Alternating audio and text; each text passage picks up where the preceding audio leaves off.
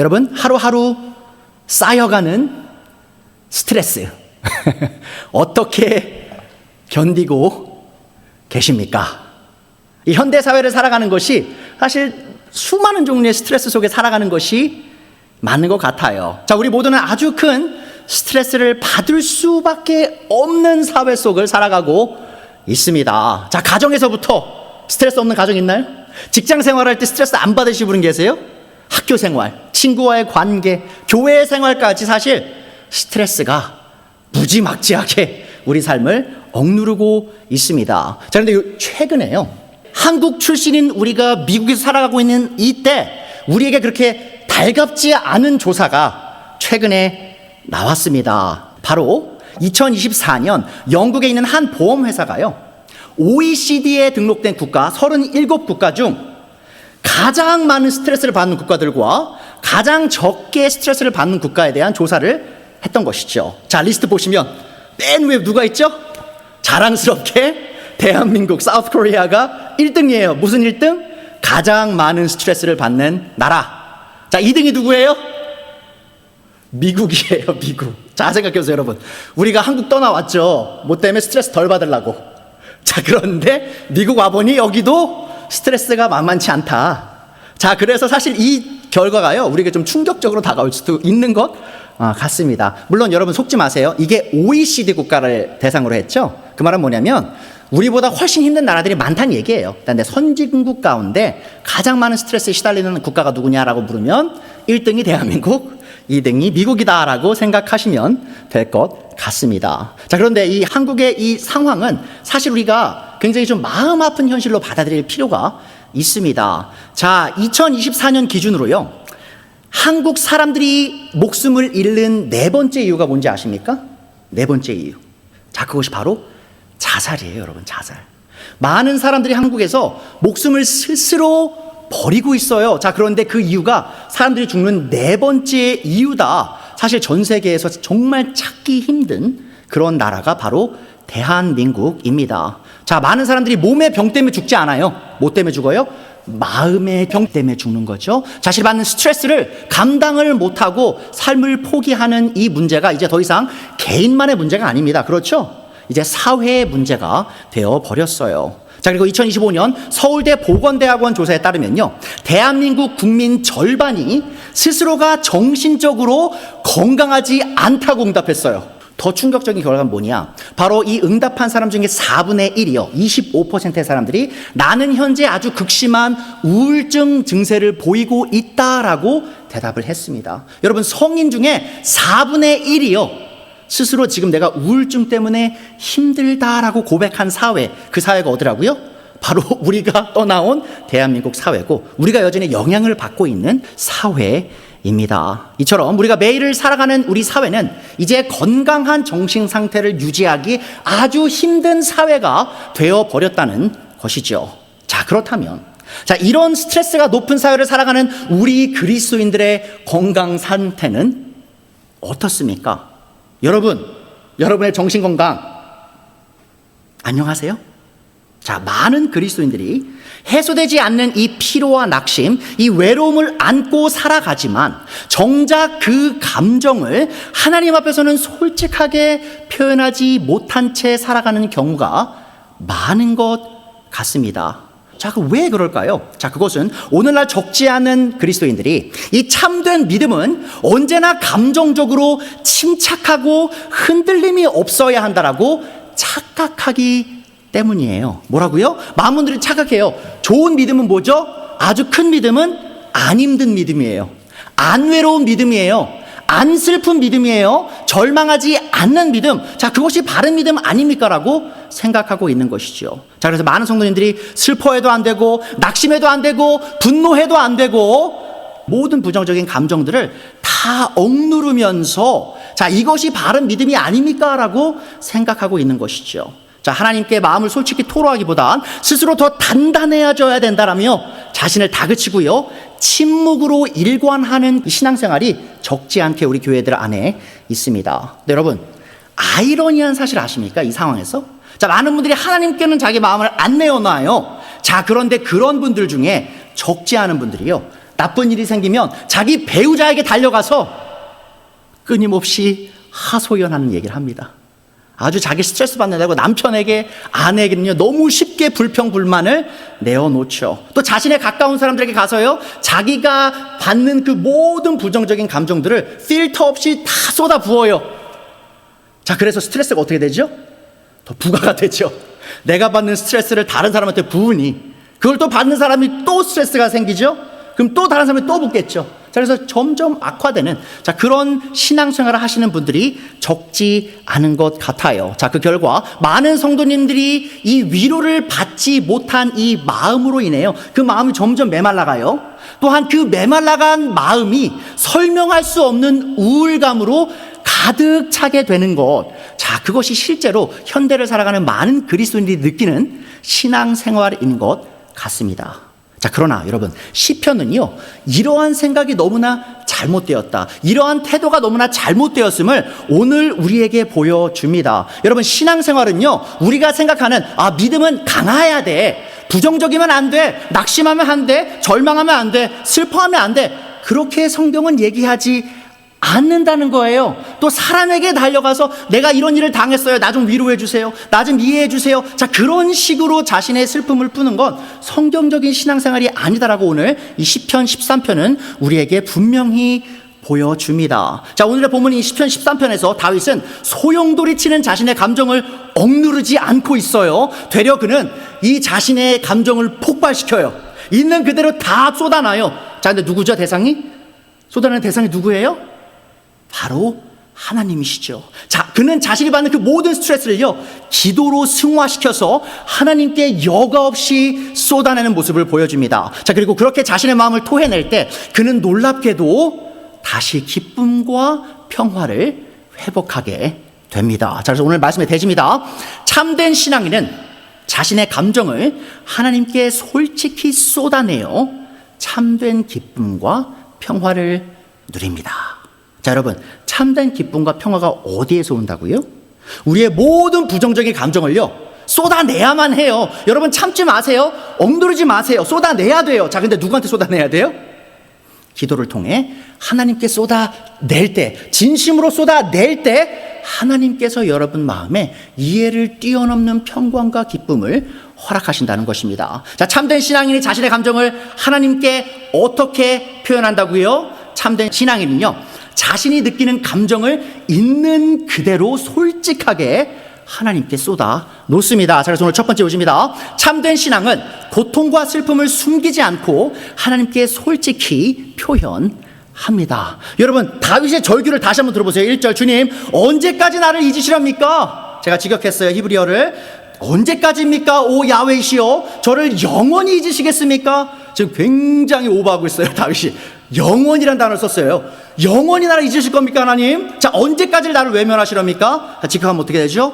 언제까지 주님의 얼굴을 내게서 감추시겠습니까? 하나님의 얼굴을 보고 싶은데 왜 그 얼굴을 계속 감추십니까? 절규하죠. 2절, 언제까지 나의 영혼이 아픔을 견뎌야 합니까? 자, 직역하면 이렇게 돼요. 언제까지 제가 스스로를 상담해야 합니까? 무슨 말이죠? 언제까지 내가 아픔을, 슬픔을 나 혼자서 감당해야 합니까? 언제까지 제 마음이 고통을 받으며 괴로워야 합니까? 언제까지 내 앞에서 의기양양한 원수의 꼴을 보고만 있어야 합니까? 자, 지금 다윗은요 이 대적들의 공격으로 인해 엄청난 공경에 처해 있어요. 자, 그런 그가 하나님께 어떻게 나아가죠? 절규를 하면서, 애곡을 하면서 자신의 있는 감정을 모두 다 하나님께 쏟아놓고 있습니다. 네, 여러분 기억하셔야 되죠? 지금 다윗이 하나님께 푸념을 내려놓고 있는 건가요?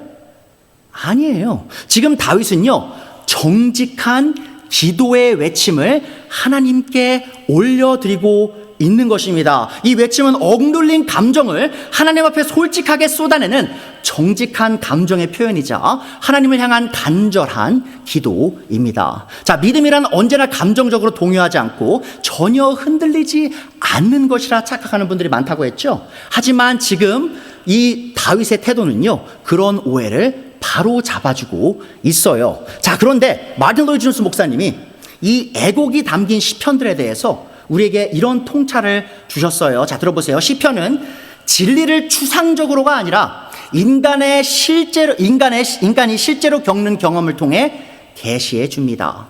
자, 그 진리는 하나님의 백성들이 겪는 감정과 원함 그리고 고통 속에 깊이 스며들어 계시되었습니다. 자, 무슨 말이에요, 여러분? 여러분 이 시편을 보실 때요, 그냥 딱딱한 진리라고 생각하지 마세요. 왜죠? 여러분이 느끼시는 그 슬픔과 여러분이 느끼시는 그 절망과 여러분이 느끼시는 그 모든 외로움이요, 이 시편들에 다 담겨 있어요. 자, 시편 기자들이 그걸 다 느끼면서 하나님께 올렸던 그 기도와 찬양과 노래가 지금 하나님의 계시로서 주어진 것이 바로 시편이라는 거죠. 자, 그래서 시편 기자들은 때로는 크게 기뻐하며 의기양양하기도 하고 때로는 깊이 낙심하기도 하지만 정말 중요한 진리가 나옵니다.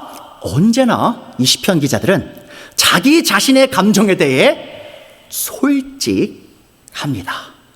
굉장히 중요한 부분이에요. 여러분, 이 시편 기자들은요, 하나님께 나아가서 자신의 감정을 숨기지 않았어요. 자신이 느끼는 그 모든 감정을, 그게 긍정적이든 부정적이든 여과 없이 다 내어놓았다는 겁니다. 이 시편 기자들은 하나님께 자신의 감정을 숨기지 않았어요. 기쁘면 기쁘다고 하고요, 슬프면 슬프다고 하고요, 외로우면 외롭다고 하나님께 있는 그대로 고백했습니다. 자, 이것이 여러분 참된 신앙인이 하나님 앞에서 자신의 감정을 다루는 방식입니다. 자, 감정을 숨기지 않고 하나님께 드리는 기도는 여러분 불신의 표현이 아님을 기억하세요. 이것은 되려 하나님께 여전히 소망을 두고 있다라는 이 믿음의 증거입니다.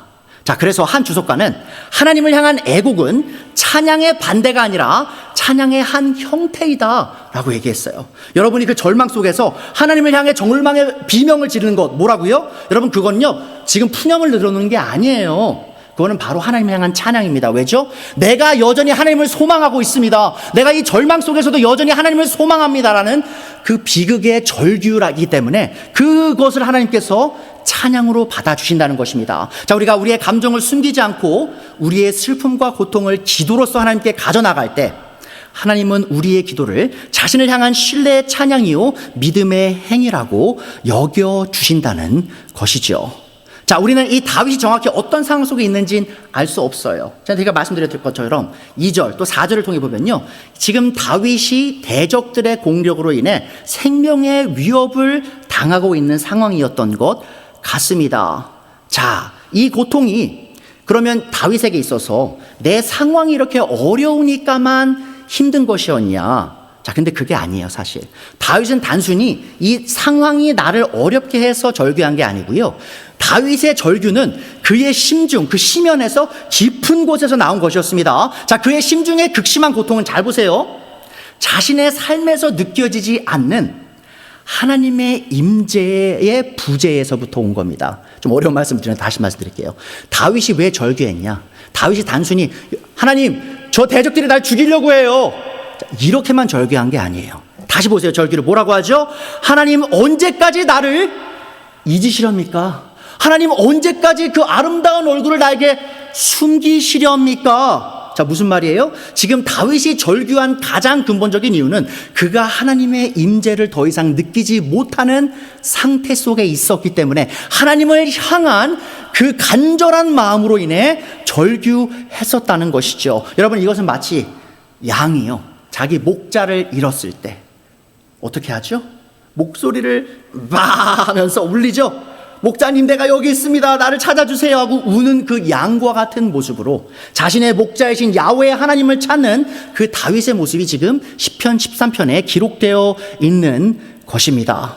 이 목소리는요 바로 하나님의 임재, 자신의 목자이신 하나님의 임재와 인도를 갈망하던 그 목소리였다는 것이죠. 이 성경에서 하나님이 자신을 잊으셨다 혹은 자신에게 얼굴을 숨기셨다는 표현은요, 여러분 이게 문자적인 의미가 아니에요. 무슨 말이죠? 하나님이 실제로 자기 백성을 통해서 잊으시고 백성을 잊으시거나 그에게서 얼굴을 완전 거두신 일은 없잖아요. 그런데 문제는 뭐냐면 지금 다윗이 그런 심정이었다는 거예요.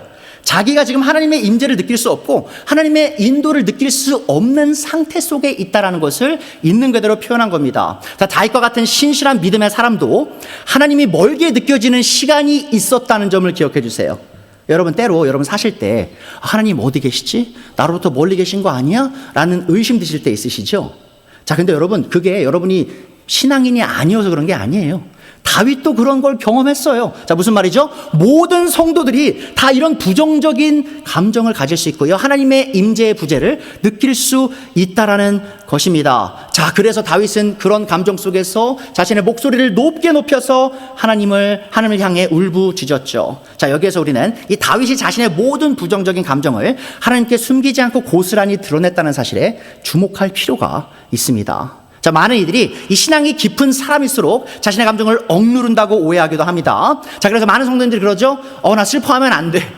나 분노해도 안 돼. 나 낙심해도 안 돼. 라고 말하면서 자신의 부정적 감정을 억누릅니다. 특히 우리 형제님들, 잘 들으세요. 우리 형제님들. 그렇죠? 어때요? 한국 사회에서, 미국도 마초 문화가 있잖아요. 남자가 울면 뭔 일이 나요, 몸에? 일어나면 안 될 일이 일어나잖아요. 자, 우리가 사회적으로 남자가 감정적으로 하나님께 나아가고 이런 모습 보이면 막 손가락질을 해요. 자, 그래서 어떡하죠? 형제님들이 교회에서 아주 가만히 계시고요. 혼자 기도할 때도 그냥 가만히 조용히 하시는 경우가 많은 것 같아요. 근데 여러분, 지금 잘 보세요. 내가 남자고 어른이니까 하나님 앞에서 아주 내 마음을 다 다잡고 아주 조용히 침묵하면서 기도해야 되냐. 여러분, 지금 다윗이 누구였어요? 다윗이 다 큰 성인 남자였죠? 그냥 남자였나요? 다윗이 왕이었죠? 여러분, 그냥 왕이었나요? 아니요. 이 사람은 장군이었어요. 여러분, 사람을 죽이는 아주 힘이 센 남자였어요. 지도자였어요. 자, 그러나 그는 하나님 앞에서 자신이 어떤 존재인지를 너무나 잘 알았죠. 자신이 사람 가운데 아무리 강한 왕이라 할지라도 하나님 앞에서는 뭐예요?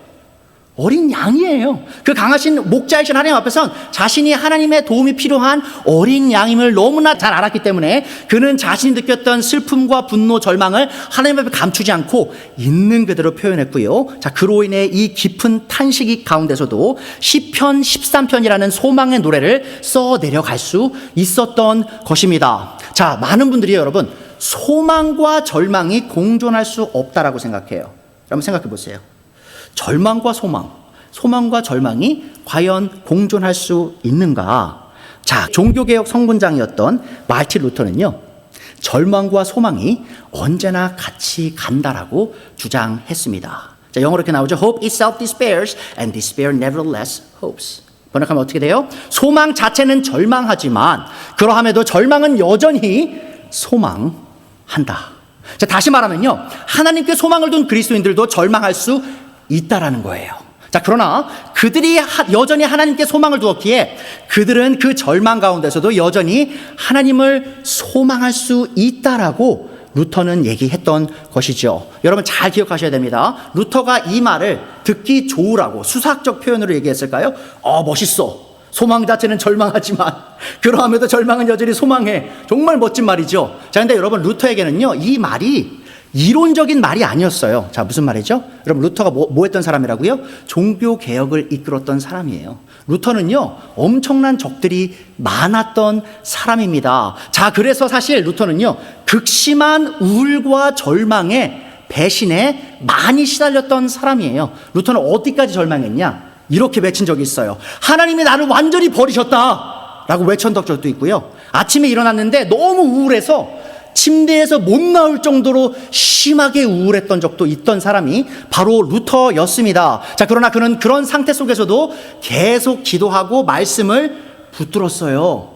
자, 루터는 여러분 기도의 사람이었습니다. 아주 유명했어요. 아침에 3시간, 4시간 기도했던 사람이에요. 근데 루터가 왜 그렇게 열심히 기도했는지 아십니까, 여러분? 바로 그가 절망의 사람이었기 때문이에요. 하지만 절망 가운데 하나님을 소망했기에 스스로 그 기도로 그 절망을 승화시켰던 것이죠. 자, 그는 절망 속에서도 여전히 하나님을 소망했습니다. 루터는 자신의 절망을 부인하지 않았어요. 그는 그것을 숨기지 않고 하나님께 토로했고, 그로 인해 그 절망은 하나님의 위로를 기대하는 진실한 기도로 바뀌었습니다. 자, 그러므로 루터의 말처럼 이 참된 신앙은 절망하지 않는 것이 아니에요. 여러분 혹시 절망 중에 계십니까? 괜찮아요. 여러분 이상한 거 아니에요. 다윗도 그랬어요. 루터도 그랬어요.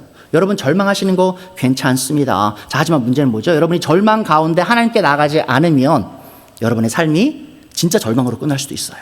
하지만 절망하시는 가운데 그 절망 어떻게 해야 되죠? 이제 하나님께 가져 가면 그 하나님 안에서 우리가 이 소망을 찾는 여정을 시작할 수 있다라는 것입니다. 자, 우리는 여기에서 다윗과 루터의 경험이 소수의 그리스도인들만 경험하는 것이 아니라는 사실을 알게 됩니다. 여러분 잘 생각해 보세요. 시편 13편 누가 썼어요? 다윗이 썼죠. 자, 근데 이 시편 13편이 그럼 다윗의 시로서 다윗의 개인의 시로 남았나요? 아니죠. 시편 13편이 어디 있어요? 시편 안에 들어있죠. 성경 말씀 안에. 그 말은 뭐죠, 여러분? 이 이스라엘 민족이요, 시편 14편을 자신들의 노래로서, 자신들의 애곡으로서, 자신들의 찬양으로서 함께 불렀다는 겁니다. 자, 무슨 말이에요? 지금 3000년이 지났어요. 언제로부터? 다윗이 이 시편을 쓴 지로부터. 자, 근데 오늘날 2021세기를 살아가는 우리가 지금 여전히 이 시편을 부르고 있죠? 무슨 말이에요? 이 시편 13편의 경험은요, 모든 성도들이 경험하는 그 경험입니다. 자, 그래서 우리가 혹시라도 내가 하나님께 버림받았다, 혹은 하나님이 나로부터 얼굴을 가리셨다, 하나님이 나로부터 멀리 떨어졌다고 느끼는 그 마음이, 그 감정이 드신다면 저 어디로 달려가셔야 돼요? 시편 13편에 달려가셔서 이 찬양을 절망 속에서 부르는 소망으로 바꾸실 수 있다라는 것입니다. 이 참된 신앙은 감정을 억누르는 것이 아니라 애끓는 감정을 기도로 바꾸어 하나님께 올려드리는 삶입니다. 자, 다윗은 자신의 애끓는 심정을 억누르고 부인하지 않고 이 모든 감정을 기도로 승화시켜 하나님께 나아가는 법을 배웠다는 사실을 기억해 주세요. 자, 여러분, 참된 신앙은 불만과 불평을 아예 늘여놓지 않는 삶이 아님을 기억해 주세요. 지금 제가 뭐라고 얘기했어요? 불평하세요, 여러분. 불만 표현하세요. 자, 근데 중요한 건 뭐예요? 지금 불평과 불만을 누구한테 하라고요? 하나님께 가져가라는 겁니다. 사람에게 하는 게 아니에요, 여러분. 참된 신앙인은요, 자신의 어려움과 불평과 불만을 하나님께 가져갑니다. 자, 그래서 두 번째 요지입니다. 참된 신앙은 사람에게가 아니라 하나님께 울부짖습니다. 자, 3절부터 나오죠. 나를 굽어 살펴 주십시오. 나에게 응답하여 주십시오. 주 오 야훼시여, 나의 하나님, 내가 죽음의 잠에 빠지지 않게 나의 눈을 띄어, 혹은 나의 눈을 밝게 하여 주십시오. 나의 원수가 내가 그를 이겼다 하고 말할까 두렵습니다. 내가 흔들릴 때 나의 대적들이 기뻐할까 두렵습니다. 다시 물을게요, 여러분. 지금 다윗이 목 놓아 부르는 그 대상이 누구예요? 바로 하나님이시라는 사실을 기억하시기 바랍니다. 다윗은 큰 위협과 고통 속에서도 사람에게 하소연하거나 도움을 요청하지 않았습니다. 그는 가장 먼저 자신의 필요를 채우기 위해 하나님께 달려가 자신의 울부짖는 목소리를 올려들었다는 것입니다. 자, 그러면 우리가 이 다윗의 모습을 보면서 우리 스스로를 좀 살펴볼 필요가 있겠죠. 이 현대를 살아가는 많은 그리스도인들, 우리 정말 어려움 있을 때 하나님께만 달려가서 하나님께 가장 먼저 내어놓고 있습니까? 사실 우리의 어려움과 슬픔을 다른 이들과 나누는 것 자체는 여러분 문제가 없어요. 그러니까 제가 여러분 절대로 어려운 거 다른 분들한테 얘기하지 마세요, 그 얘기하는 게 아니에요. 근데 문제가 뭐죠, 여러분? 우리가요, 하나님께는 조용히 있고 다른 사람들한테만 우리의 불평 불만을 내어놓을 때, 여러분, 그게 아주 큰 문제가 된다는 것입니다. 자, 우리는 하나님 앞에서 우리의 겪는 어려움과 슬픔을 충분히 나누기도 전에 우리의 배우자나 가족 또는 친구에게 달려가 도움을 요청하고 위로를 받기 원해요. 여러분, 그걸 하나님께서 어떻게 보시는지 아십니까? 하나님께서 그걸 불신으로 보세요. 불신앙. 뭐예요? 하나님께 가장 먼저 다가가서 하나님 도와주세요, 하나님 제가 이렇게 절망 속에 있습니다, 나의 소망이 되어주세요 라고 외치기 전에 먼저 아내한테 가요, 먼저 남편한테 가요, 먼저 부모님한테 가요, 친구한테 가요, 목사한테 와요. 그리고 다 불평불만을 내려놔요. 자, 그리고 하나님과 기도하는 시간엔 입을 꼭 닫고 있죠. 자, 하나님께서는요, 그것을 아주 큰 불신앙으로 보십니다. 자, 근데 다윗은 달랐어요. 그렇죠? 사람에게 달려가지 않았어요. 누구한테 달려갔죠? 하나님께 달려갔어요. 자, 그러면 다윗은 대체 왜 달랐을까? 자, 그 힌트가요, 다윗이 하나님을 부르는 그 이름 안에 있습니다. 자, 다윗이 지금 하나님을 뭐라고 부르고 있느냐? 자, 1절로 다시 가보시면 이렇게 부르죠. 언제까지입니까? 오 야훼시여, 저를 영원히 잊으시겠습니까? 지금 하나님 뭐라고 부르고 있어요? 여호와 야훼라고 불렀죠. 3절에 또 나옵니다. 저를 굽어 살펴주십시오. 저에게 응답하여 주십시오. 오 야훼, 나의 하나님이여. 여호와 하나님, 내 목소리를 들으세요. 또 6절 나오죠. 주님께서 나를 풍성하게 대해주시니 내가 나의 주님 나의 야훼를 찬양하리로다. 자, 여러분, 야훼라는 이름 뭘 뜻하죠? 하나님께서 가장 먼저 자신의 이름 야훼를 계시한 대상이 누군지 기억나십니까? 바로 출애굽기 3장의 모세에게 내가 곧 나이다. 한국말로 번역하면 이렇게 나오는데 I am what I am. 자, 근데 이게 그 미래형으로도 번역될 수 있습니다. I will be what I will be.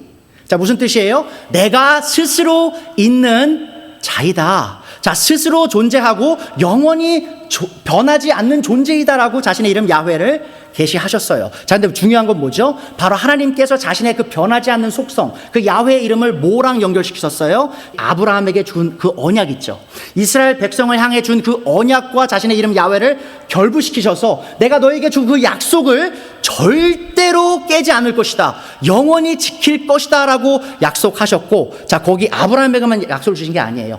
실제로 하나님께서 다윗에게 나타나셔서 내가 아브라함에게 그 준 약속을 너와 너의 씨를 통해 이룰 것이다. 반드시 이루어질 것이다 라고 재확인을 시켜주셨다는 것이죠. 이 약속을 기억했던 다윗은 하나님의 임재가 느껴지지 않고 대적들이 그의 목숨을 빼앗아서 가려는 그 위협을 가할 때에도 하나님께서 그 약속을 지키실 것을 굳게 믿었던 거예요. 자, 그래서 그가 계속 하나님을 야훼 하나님, 여호와 하나님이라고, 나의 언약의 하나님이라고 불렀던 것입니다. 자, 그러하기에 다윗은 이런 상황 속에서도 하나님께 가장 먼저 달려갈 수 있었던 것입니다.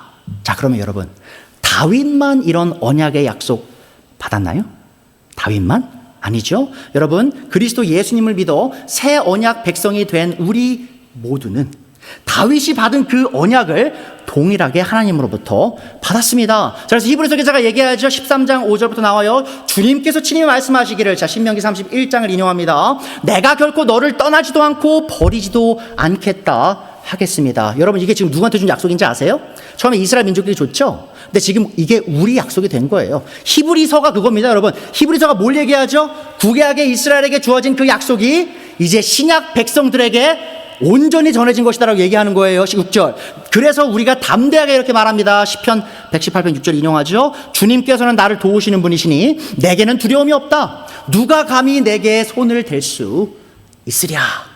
자, 그 전능왕 하나님께서 나를 끝까지 버리시지 않고 나를 지켜주실 것이다라는 약속을 그리스도 예수님을 통해 우리에게 주셨다는 것입니다. 자, 다윗과 언약을 맺으신 그 하나님께서 다윗의 자손이신 그리스도를 통해 우리와 동일한 언약을 맺으셨습니다. 자, 이 말은 곧 우리가 아주 큰 곤경과 어려움을 처했을 때 다윗이 그랬던 것처럼 우리가 언제나 하나님께 달려갈 수 있다라는 사실이에요.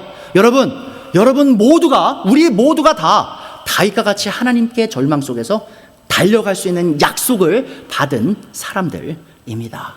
네, 여러분, 제가 불평해도 된다고 했죠. 불만 말씀하셔도 된다고 했죠. 여러분, 성경에는요 2가지 종류의 불평이 나옵니다. 첫 번째 종류는 뭐냐? 하나님께서 기뻐하시는 불평이에요. 두 번째 종류가 나와요. 그건 뭐죠? 하나님께서 증오하시고 저주하는 불평입니다. 자, 하나님께서 기뻐하시는 불평 뭐죠? 바로 오늘 우리가 10편에서 13편에서 본 그 애곡이에요. 여러분, 애가라고 하죠. 애고. 내가 그 절망과 슬픔 속에서 기도로 가장 먼저 하나님께 나아가 하나님만이 나의 소망이십니다. 하나님께서만이 나를 구하실 수 있습니다라고 울부짖는 그 불평 있죠. 하나님께서는 그걸 불평이라고 안 부르세요. 그걸 애곡이라 부르시고요. 그것을 찬양이라고 부르십니다. 여러분, 예레미야 애가 아시죠? 예레미야 애가서 책이 있잖아요. 성경책. 그게 바로 애곡이에요. 불평이에요. 하나님, 우리가 이게 절망 속에 있습니다라고 울부짖는 그 노래였어요. 하지만 하나님께 향했던 그 애곡을 하나님께서 자신을 향한 찬양으로 인정해 주셨죠. 그 불평을. 자, 그런데 하나님께서 증오하고 저주하시는 불평 뭐죠? 바로 우리가 하나님께는 안 가요. 어려움이 생기면 하나님께 달려가지 않아요. 우리의 감정을 하나님께 속여요. 자, 그리고 내 배우자, 내 부모, 내 자녀, 내 친구, 내 교회 동료들한테는 가서 불평과 불만을 끊임없이 내어놓는 거예요. 여러분, 이스라엘 민족이 광야에서 왜 망했을까요? 그들이 두 번째 동료의 불평을 했습니다. 누구한테 불평했죠? 모세와 아론에게. 너네가 왜 우리를 이집 땅에서 데리고 나와가지고 이렇게 개고생을 시키냐? 하나님께서 모세에게 뭐라고 말씀하셨죠? 그들의 불평이 나를 향한 것이고 그로 인해 그들은 약속의 땅에 들어가지 못할 것이라고 저주하셨죠. 여러분, 이건 정말 작지 않은 죄입니다. 자, 그러면 우리가 이제 따라야 할 불평의 예는 너무나 명확하죠? 우리가 어떻게 불평해야 돼요, 이제? 하나님께 우리의 불평과 불만을 가져가서, 우리의 절망을 가져가서, 근심을 가져가서 하나님만이 우리의 소망이십니다라고 그 불평을 내어드릴 때 하나님께서 그 불평을 애곡과 찬양으로 받아주신다는 것입니다. 여러분, 여기 다들 부모신 것 같아요. 지금 부모 아니신 분들 한 분도 안 계신 것 같아요. 우리 지금 룸 안에. 자, 우리가 부모로서 한번 얘기해 보죠. 여러분의 자녀가 정말 울면서 여러분의 품에 안겨와서 여러분을 안는다고 한번 생각해 보세요. 너무 큰 슬픔 속에서 아이가 어떻게 반응하십니까? 안아주죠. 뭔 일인지 몰라도 먼저 어떻게 하세요? 일로 와. 왜 울어? 안아주죠. 자, 그래서 얘기를 해요. 애가 아빠 이런 일이 있었어요. 엄마 이런 일이 있었어요. 근데 별거 아니에요. 근데 애가 되게 심각해요. 되게 어려워해요. 자, 그러면 이렇게 하세요? 아유, 이런 걸 울고 있어. 저리 가. 이렇게 하세요? 여러분이 진짜 사랑이 많으신 부모님은 그렇게 안 하실 겁니다. 나한텐 별거 아니지만 애한텐 큰일이죠. 그럼 어떻게 해요? 안고, 아유, 괜찮아. 아빠가 해결해 줄게. 엄마가 그거 다 해결할 수 있어. 걱정하지 마. 울지 마. 너 금방 괜찮아질 거야. 라고 우리가 위로해 주잖아요. 근데 많은 그리스도인들이 여러분, 하나님을, 우리 하늘의 아버지를요, 인간 중에 있는 좋은 부모보다 더 못한 부모처럼 여기는 것 같아요. 무슨 말이에요? 내가 절망 속에, 근심 속에 하나님께 나아가면 하나님은 내 목소리 안 들으실 거야. 나한테 관심 없으실 거야. 나를 되려 꾸짖으실 거야 라고 생각하시는 분들이 너무 많아요. 여러분, 아닙니다. 우리가 왜 하나님을 하늘의 아버지라고 부르죠? 하나님께서 모든 아버지보다 더 위대하고 인자하신 아버지이시기 때문이에요. 자, 그래서 여러분이 그 아버지께서 여러분의 아버지심을 믿으신다면 여러분의 모든 불평과 불만을 그리스도의 이름으로 이 사랑이 넘치시는 하늘의 아버지께 가져갈 수 있음을 기억해 주세요. 하나님께서는 여러분의 모든 불평, 아주 작은 신음에도 귀를 기울이고 계시고 응답하실 것입니다. 자, 우리보다 훨씬 더 완전한 사랑으로 우리를 돌보시는 하늘의 아버지께서 어찌 우리의 탄식과 기도를 외면하시겠습니까? 자, 그래서 바울이 빌립보서 4장 6절 7절에서 우리에게 명령하죠. 아무것도 염려하지 말고 어떤 일이에요? 모든 일을 오직 기도와 간구로 하고 여러분이 바라는 모든 것을 감사하는 마음으로 하나님께 아뢰십시오. 뭐라고요? 여러분의 삶의 모든 일, 크든 작든 그 모든 일을 감사하는 마음으로 그리스도 이름으로 아뢰십시오. 그리하면 사람의 헤아림을 뛰어넘는, 뭐죠? 사람의 이해를 뛰어넘는 하나님의 평화가 여러분의 마음과 생각을 그리스도 예수 안에서 지켜줄 것입니다. 여러분은 그리스도 예수님 안에 누리는 이 하나님의 평화를 누리고 계십니까? 왜 대체 우리 교회 안에 이 평화를 누리는 사람이 이렇게 적을까요? 우리가 6절의 약속, 6절과 7절의 약속을 잊고 살기 때문인 것 같아요. 잘 보세요. 아무것도 염려하지 말고 모든 일을 기도와 간구로 우리가 바라는 모든 것을 하나님께 감사하는 마음으로 드리면, 아뢰면 7절이 일어난다는 거예요. 근데 7절이 왜 없을까요? 우리가 6절의 명령을 무시하고 있기 때문이 아니냐. 하나님을 향한 신뢰의 마음이 너무 적기 때문이 아니냐라고 저는 생각합니다. 자, 그래서 오늘 세 번째 마지막 요지입니다. 참된 신앙은 하나님을 신뢰함으로 기쁨과 평안을 누립니다. 자, 시편 13편은 깊은 고통과 탄식으로 시작되었지만 마지막 두 구절에서는 놀라운 전환이 일어납니다. 반전이죠. 자, 다윗은 상황이 바뀌었기 때문이 아니라 어려운 상황은 여전히 있었지만 하나님을 신뢰했기에 기쁨과 평안을 회복하게 되죠. 자, 그래서 5절부터 나오죠. 그러나 나는 주님의 한결같은 사랑, 그 헤셋, 이제 히브리어로 헤셋이라고 나오는데요. 바로 불변하는 하나님의 언약의 사랑을 의지합니다라고 고백하죠. 주님께서 구원하여 주실 그때에 나의 마음은 기쁨에 넘칠 것입니다. 주님께서 나를 너그럽게 대하여 주셔서 내가 주님 야훼께 찬송을 드리겠습니다. 여러분, 다시 한번 강조할게요. 지금 이 두 구절에서 다윗이 기뻐했던 이유가 뭐라고요? 자신의 상황이 바뀌었기 때문이라고요? 대적들이 다 사라졌기 때문이라고요? 죽음의 위협이 사라졌어요? 아니요. 대적들은 여전히 있어요. 여전히 위협을 받고 있어요, 목숨을. 자, 그러함에도 다윗은 그 안에서 기쁨을 회복하고 평화를 회복했습니다. 왜죠?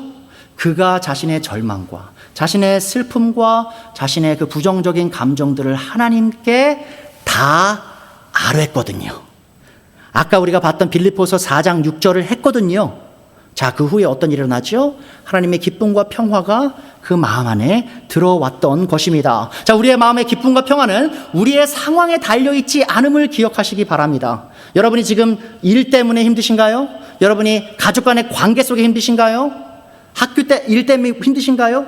다 좋습니다. 여러분, 그 상황 때문에 여러분이 어려우기만 하실 필요가 없는 거예요. 우리를 향한 하나님의 한결같은 사랑을 우리가 기억하고 믿을 때 우리는 그 상황을 뛰어넘는 기쁨과 평안을 누릴 수 있습니다. 자, 다윗이 의지했던 주님의 한결같은 사랑은 하나님의 변하지 않는 언약적 사랑입니다. 이 다윗은 상황이 절망적인 그 순간에도 하나님께서 반드시 자신의 백성을 구원하신다는 약속을 붙들었어요. 자, 그의 현실에서 하나님의 구원은 아직 이루어지지 않았지만 그가 믿음의 눈으로 하나님을 바라보기 시작했을 때 그는 하나님께서 이루실 그 구원을 확신하며 마음의 기쁨과 안식을 누릴 수 있었던 것입니다. 자, 그는 어두운 현실 속에서 진심으로 자신에게 친절을 베푸시는 하나님을 찬양할 수 있었던 것이죠.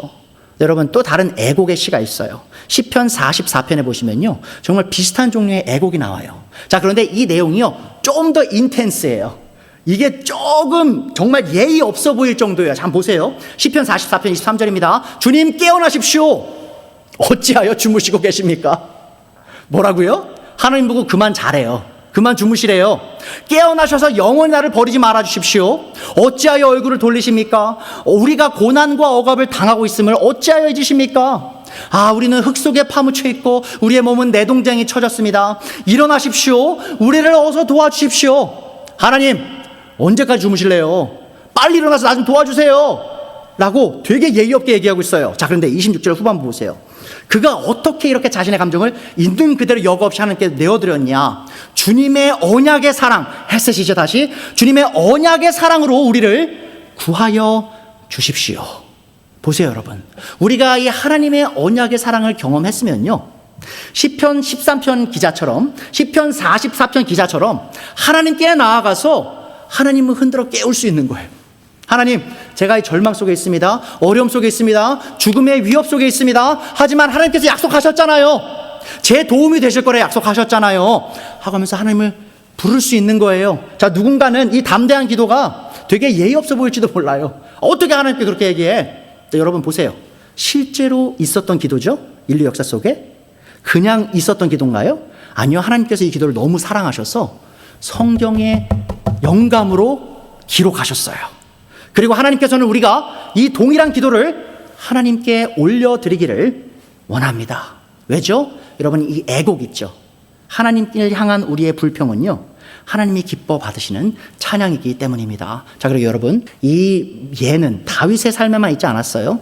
시편에만 있지 않았어요. 바로 예수 그리스도께서 우리에게 주신 예이기도 합니다. 여러분, 예수님께서 십자가에 달리실 것 이미 정해졌죠. 자, 근데 그런 상황 속에서 예수님이 하시는 기도를 들어보세요. 마태복음 26장 39절. 나의 아버지 하실 수만 있으시면 이 잔을 내게서 지나가게 해주십시오. 예수님이 십자가 가기 싫으셨어요. 그럼 예수님이 이렇게 말씀하시면 우리가 남자가 쪽팔리게 뭘 그렇게 기도를 해? 하나님 뜻이면 받아들이지. 이렇게 할 수 있나요? 아니죠. 우리의 주인께서 자신의 감정을 있는 그대로 다 하나님께 쏟아 넣으신 거예요. 하지만 절망만 하지 않으셨죠, 예수님이? 하나님께 소망을 두셨죠? 그러나 내 뜻대로 하지 마시고 아버지의 뜻대로 해주십시오. 자, 소망과 절망이 다시 한번 만났죠. 여러분, 십자가 상에서는 어떻죠? 예수님께서 십자가에서 뭐라고 절규하셨어요? 엘리 엘리 라마 사박다니. 무슨 뜻이에요? 나의 하나님 어찌하여 나를 버리시나이까. 자, 예수님께서 느꼈던 그 고통 뭐였죠? 우리의 죄를 감당하시려 그 죄의 페널티, 그 형벌을 받으셔서 어떤 일이 있었어요? 하나님이 얼굴을 돌리시는 그 경험, 하나님의 임재가 떠나는 그 경험을 예수님께서 십자가에서 당하시면서 시편 22편 1절을 인용하시죠. 다윗이 느꼈던 그 감정이에요. 자, 그 감정을 인용하시면서 어찌하여 나를 버리시나이까 라고 지금 애곡하면서 하나님께 절규합니다. 자, 근데 절망만 있나요? 지금 하나님을 뭐라고 부르고 있어요? 나의 하나님. 무슨 말이에요? 내가 이 죽음 속에서, 내가 이 절망 속에서도 여전히 하나님을 소망합니다 라고 하는 예수님께서 하나님 아버지를 향해 그렇게 애곡하고 계셨던 겁니다. 그래서 히브리서 기자가 그렇게 얘기하죠. 예수님이 하신 그 애곡의 모습. 히브리서 5장 7절이에요. 예수님께서 육신으로 세상에 계실 때에 자기를 죽음에서 구원하실 수 있는 분, 누구죠? 하나님께 큰 부르짖음과 많은 눈물로써 기도와 탄원을 올리셨습니다. 뭐라고요? 하나님의 아들 그리스도 예수님께서 어떻게 기도하셨다고요? 큰 부르짖음과 많은 눈물로써 기도와 탄원을 올리셨어요. 애곡하셨습니다. 자, 그래서 하나님께서는 예수님의 경외하심을 보시어 그 간구를 들어 주셨습니다. 여러분 보세요. 지금 이분이 누구세요? 우리의 구원자이자 우리의 주인이십니다. 예수님께서 우리에게 남기신 본이 뭐예요? 겟세마네 동산에서, 십자가상에서, 바로 우리가 절망의 순간에, 우리가 죽을 것만 같은 고통이 올 때 어떻게 해야 되는 거예요? 하나님께 그 절망을 가져갔어. 우리의 소망이신 하나님 안에서 그 소망과 기쁨과 평안을 발견해야 한다라고 우리에게 말씀하고 있습니다. 참된 신앙은 감정을 억누르지 않고 하나님께 정직하게 기도로 올리는 것. 자, 그것임을 기억해 주세요. 자, 그리고 하나님께서는 이렇게 자신에게 믿음으로 나오는 자들에게 반드시 기쁨과 평안을 허락하십니다. 자, 빌립보서 4장 다시 보죠. 4절부터 주님 안에서 어디서요, 여러분? 주님 안에서 항상 기뻐하십시오. 내가 다시 말합니다. 기뻐하십시오. 여러분 지금 바울이 이거 어디서 쓰는지 아세요? 빌립보서? 로마 감옥에서 썼어요. 로마 감옥에서. 지금 누구한테 썼어요? 빌립보 성도들에게 썼죠. 여러분 고린도 전서 후서 보시면요, 바울이 이렇게 얘기해요. 빌립보에 있던 성도들이 극심한 가난 속에 있었다라고 해요. 극심한 가난. 그러함에도 그들이 자신을 그리스도께 드리고 자신의 모든 것을 다 드려서 이 예루살렘에 있는 성도들을 위한 헌금을 보냈다라고 얘기를 해요. 무슨 말이에요, 여러분? 감옥에서 정말 힘들게 사는 성도들에게 뭐라고 명령하고 있어요? 기뻐하십시오. 내가 다시 말합니다. 기뻐하십시오. 여러분의 관용을 모든 사람에게 알리십시오. 주님이 가까이 오셨습니다. 아무것도 염려하지 말고 모든 일을 오직 기도와 간구로 하고 여러분이 바라는 것을 감사하는 마음으로 하나님께 아뢰십시오. 자, 그리하면 사람의 헤아림을 뛰어넘는 하나님의 평화가 여러분의 마음과 생각을 그리스도 예수 안에서 지켜줄 것입니다. 여러분 혹시 여러분의 마음에 평안이 없으십니까? 여러분 마음에 기쁨이 없으십니까? 자, 그렇다면 여러분 오해하지 마세요. 착각하시면 안 돼요. 이렇게 생각하세요. 아, 내 삶이 다른 사람 살보다 더 힘드니까 내가 이렇게 힘들지, 내가 이렇게 절망하지. 여러분 그런가요? 바울이 지금 이 편지를 어디서 썼다고요? 감옥에서 썼어요. 지금 누구한테 썼다고요? 극심한 가난 속에서 예수님을 따르던 성도들에게 썼어요. 우리보다 훨씬 상황이 안 좋은 분들에게 뭐라고 얘기했어요? 아무것도 걱정하지 말고 모든 것을 기도와 간구로 하나님께 아뢰라. 자, 그리하면 너희 상황이 바뀌어서 행복할 거다라고 했나요? 아니죠. 상황은 바뀌지 않을지 몰라요. 하지만 하나님께서 이해를 뛰어넘는, 사람의 이해를 뛰어넘는 기쁨과 평안을 너희 마음에 허락할 것이다 라고 약속하셨습니다. 이 기쁨과 평안은 외적 환경에서 오지 않아요, 여러분. 기쁨과 평안은 우리의 감정을 하나님께 솔직히 드리는 기도를 비롯해서 우리에게 온다라는 사실을 기억하시기 바랍니다. 그래서 여러분 어떤 결단 하시겠습니까? 오늘 이 말씀 앞에서 여러분이 하셔야 될 결단 뭐죠? 지금 여러분의 마음이 무겁고 지쳐 있다면 오늘 이 말씀 앞에서 결단하셔야 합니다. 하나님께 기도로 마음을 열겠다고, 하나님 앞에 솔직히 감정을 드러내겠다고, 더 이상 사람 앞에만 감정을 쏟아놓지 않겠다라고 지금 결심하셔야 합니다. 자, 그러면 하나님께서 하신 이 기쁨과 평화의 약속은 분명히 여러분의 삶 속에서 이루어질 것입니다. 하나님께서 여러분의 마음과 생각을 그리스도 예수님 안에서 지켜주실 거예요. 하나님은 여러분의 애곡을 기쁨의 찬송으로 바꾸실 수 있는 능력의 하나님이십니다. 자, 그리고 혹시 여러분 그런 분들이 있을지도 몰라요. 근데 목사님, 저는 제 삶에 저를 위로해 줄 수 있는 사람이 없어요. 내 배우자도 나를 사랑해 주지 않고요, 내 부모도, 내 자녀도 내 마음을 몰라줘요. 전 친구도 없어요. 내가 이런 절망적인 삶을 사는데 내가 어떻게 기쁨으로 살죠? 어떻게 평안하게 살죠? 여러분 혹시라도 그런 마음 단 한 번이라도 드신 적 있다면 근래에 잘 기억하세요. 여러분 진리 기억하셔야 됩니다. 여러분은 혼자가 아니에요. 여러분이 그리스도 예수님을 믿으시고 새 언약 백성이 되셨으면요, 여러분은 혼자가 아닙니다. 이 세상에 그 누구도 여러분의 음성에 기울이지 않는다 해도, 심지어 여러분의 부모나 여러분의 배우자가 여러분의 고통의 신음에 관심을 두지 않는다 해도 하나님께서는 언제나 여러분의 작은 신음까지도 귀 기울이시며 들으시는 분이심을 기억해 주세요. 자, 하나님 아버지 어떤 분이시죠? 어머니가 어찌 제 먹이를 잊겠느냐? 재태에서 낳은 아들을 어찌 긍휼히 여기지 않겠느냐? 자, 그런데요, 비록 어머니가 자식을 잊는다 해도, 자, 그런 일이 일어나면 안 되는데 그런 일이 일어나죠. 어머니가 자기 자식을 증오하고 버리고 미워하는 일이 일어나긴 해요. 자, 그런데 그런 일이 일어나도 하나님께서 말씀하십니다. 나는 절대로 너를 잊지 않겠다. 여러분 믿으십시오. 여러분 중에 부모님 사랑 못 받으신 분들이 있을 줄 알아요. 여러분 중에 배우자의 사랑 충분히 못 받으신 분들 계실지 몰라요. 여러분, 하지만 잊지 마십시오. 여러분을 사랑해야 될 분들이 사랑하지 않은 그때에도 여러분을 잊지 않는 분이 계세요. 누구세요? 바로 우리의 언약의 하나님이십니다. 시편 27편 10편 나오죠? 시편 기자가 또 얘기합니다. 나의 아버지와 나의 어머니는 나를 버릴지라도 나의 여호와 하나님께서는 나를 돌보아 주십니다. 자, 우리의 언약의 하나님은 가장 깊은 외로움 속에서도 찾아오셔서 말할 수 없는 탄식을 기쁨의 찬송으로 바꾸시는 위로의 하나님이심을 기억해 주세요. 여러분, 제가 혹시 주위에 여러분 위로하시는 분들 없는 분들 얘기했잖아요. 제가 제일 싫어하는 게 셀프필이거든요. 그게 뭐냐면 자기 이제 혼자 막 나 되게 힘들게 사는 사람이야. 이거 되게 싫어하는데, 근데 여러분, 목사의 삶이 사실 좀 그래요. 목사가요, 많은 사람들이 목사님에게 오셔서 되게 자기 어려움을 부탁해요. 얘기하시고 토로하시고 기도해달라고 하시고, 그럼 당연히 제가 이제 그걸 같이 마음의 짐을 지고 같이 기도해 드리죠. 근데 가끔씩 제 아내가 저한테 그런 얘기를 할 때가 있어요. 아휴, 우리 남편 불쌍해라. 왜냐면 여러분, 제가 제 아내한테도 토로하지 못하는 어려움이 있어요, 목사로서. 그러니까 저 혼자만 감당해야 될 어려움이 있어요, 저에게. 근데 제가 미치지 않고 조용히 목사가 미치지 않고 매주 와가지고 기쁨으로 하나님 찬양하고 여러분을 격려하고 이런 일이 어떻게 가능할까요? 여러분, 개척하는 게 쉽지 않죠. 초반에 저희 개척할 때 사실 도움도 없어서 정말 쉽지 않았어요. 근데 제가 미치지 않고 스트레스 받아서 암 안 걸리고 지금까지 어떻게 왔을까요? 바로 제가 이걸 배웠기 때문이에요. 시편을 통해서. 제가 아내한테 얘기하죠. 아내가 가끔씩 그래요. 우리 남편 불쌍해. 왜냐하면 제 아내는 저한테 토로하잖아요, 힘든 거. 근데 저는 제 아내한테도 토로 안 하거든요. 저 혼자 다 삭히거든요. 근데 제가 혼자 삭히는 게 아니에요.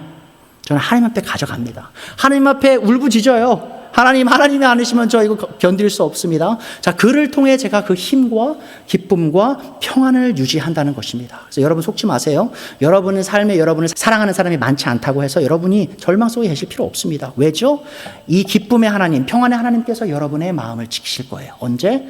여러분이 이 모든 일을 기도와 간구로 그리스도 이름으로 가져가시면 하나님께서 그 기쁨과 평안을 여러분 마음에 주실 겁니다. 그래서 마지막 대지 말씀드리고 말씀 마칩니다. 참된 신앙인은 자신의 감정을 하나님께 솔직히 쏟아내어 참된 기쁨과 평화를 누립니다.